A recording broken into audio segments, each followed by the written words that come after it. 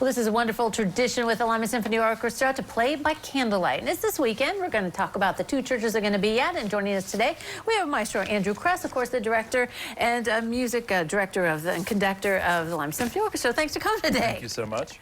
All right, so this has become quite the tradition. And there's music that just fits well in a church, right, by candlelight. I've heard in the past that you say, you know, it's great to pick some of these pieces to fit that environment. That's right. We're trying to create this ambiance, and you can just imagine, if you've never been to one of these concerts, a beautiful church. We always do one here in town and one somewhere else with real candles. The stage is ringed with real candles, none of those LED things, right? We set all of those up, and it just creates this ambiance. And so I'm always thinking, what kind of music would fit that vibe? And this year is English elegance.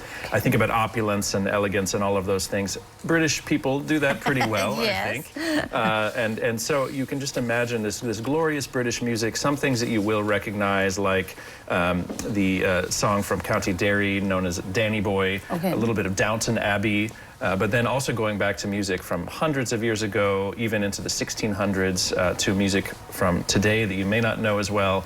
Some recognizable pieces, some new discoveries, but it's a great way to get inside a nice warm place with all of the audience and hear the orchestra in an intimate setting. Right, yeah, we've been inside because of the snow, so let's go out. All right, so the first concert is at Trinity United Methodist in Lima, and that is on Saturday. That's right. Then you head to Kaleida and the Catholic Church there, so. It's a gorgeous church. Even if you live here in Lima, I'd recommend going out there to see this incredible architecture there. It's also another thing we think about is an orchestra sounds great in a church, especially a string orchestra.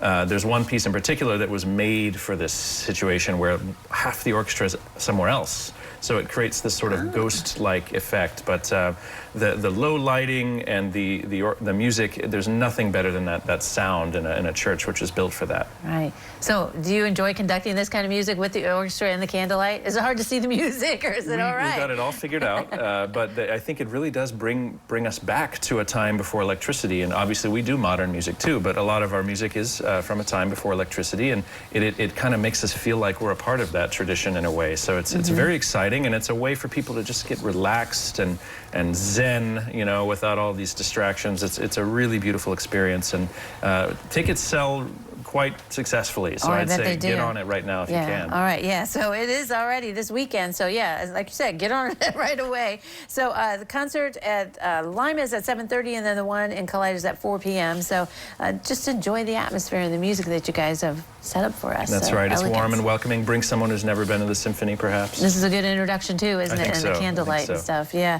Well, speaking of introductions, you always like to introduce kids to music. So you're going to be at the library, right? Mornings with Maestro. Tell us about what's going to happen on Saturday. We believe that music is powerful and it changes lives. And I just came from Lima Senior High School working with their band, and yes, as we do every Saturday with our main concerts, I've got Mornings with the Maestro. This time is also all strings. It's pulling from this English program, but it's going to be interactive. I'm going to teach the kids also about conducting and give them a chance to stand in front of the group and be right there in front of them and have those experiences. So we've got our mega fans that come every time.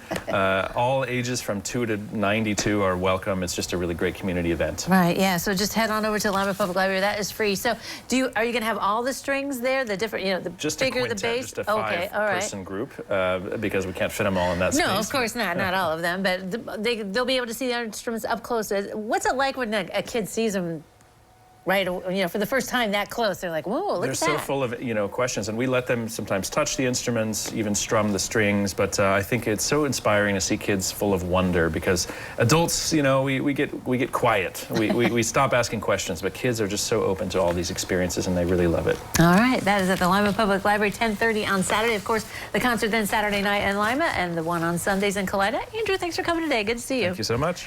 All right, don't go away. Noon Edition continues in a moment.